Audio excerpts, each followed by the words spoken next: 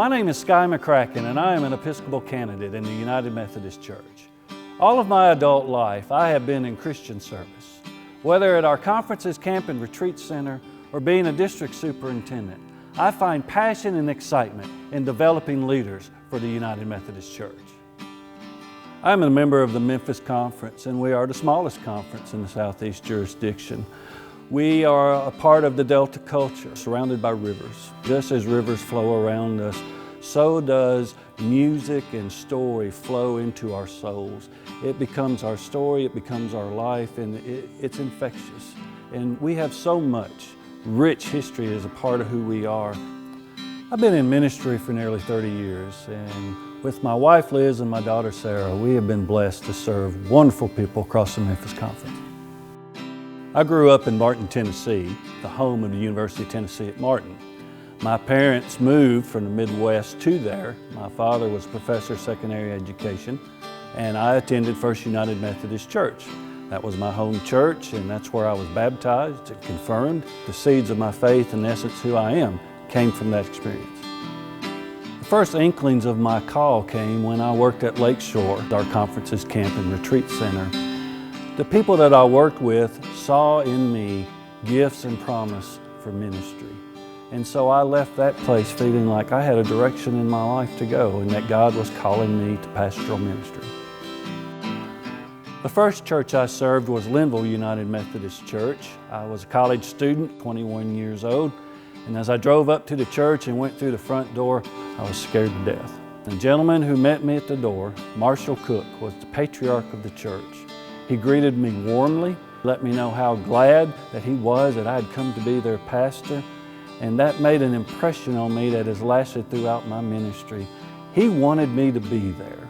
When I became a district superintendent, the shift had occurred where now the office was seen as one of chief missional strategists, and that excited me because this was an opportunity to form and transform lay and clergy leaders in the area, so that we could really get serious about doing the work of discipleship.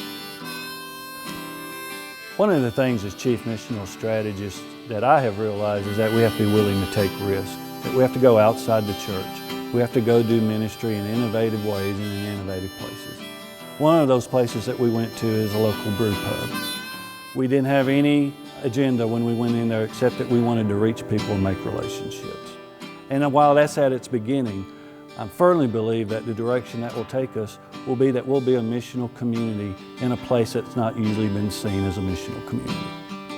At Pew and Brew, we gather together, we take a pre-written topic out of a jar, and we talk about it. How does it impact our lives? Maybe a topic like Job, or what do we do when we see a coworker who's hurting? How do we carry our faith at work, and how do we do faith at work? Those are the kinds of conversations that are excited and that we have to be willing to jumpstart and indeed be a part of with people who aren't traditionally churched. While it's young and it's in its infancy, we've already found that that has become for some people their sacred place and their church. In fact, one gentleman even calls it church.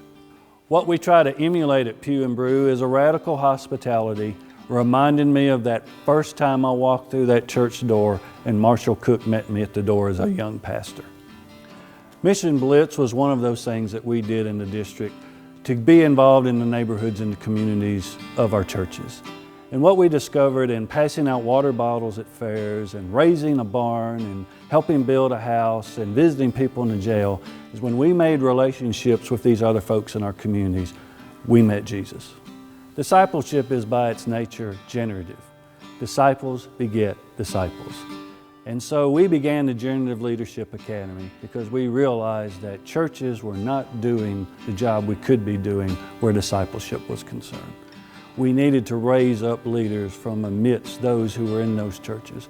We needed to generate excitement so that people weren't just disciples, but they were disciples who could make disciples. We're in the 4th year of the Generative Leadership Academy. In over 4 years, 60 churches and almost 500 people have been involved in where leaders have been born and transformed to go back to local churches to aid in discipleship, because that's where the rubber hits the road, is the local church. The exciting thing about GLA is that graduates have been able to go back to the local church and transform a culture of membership into a culture of discipleship. And that's where the fruit is, making disciples of Jesus. 30 years ago, people approached me, people that I loved, and shared with me that I had the gifts to be a pastor in the United Methodist Church. And 30 years later, people who are leaders in the church and people who love me have said to me that they believe I have the gifts to be an effective bishop in the United Methodist Church. And so it is. With the endorsement of my home conference, the Memphis Conference, as well as the endorsement of our sister conference, the Tennessee Conference, I submit myself as a candidate for the Episcopacy. Every church has a front door, and we open these doors to invite people to come into a safe place, to come into a sanctuary. But we also open them to go out into the world, to go forth as disciples into a hurting world so that we might transform the world in the name of Jesus Christ. This is our life, this is our work, this is our mission of the United Methodist Church. Love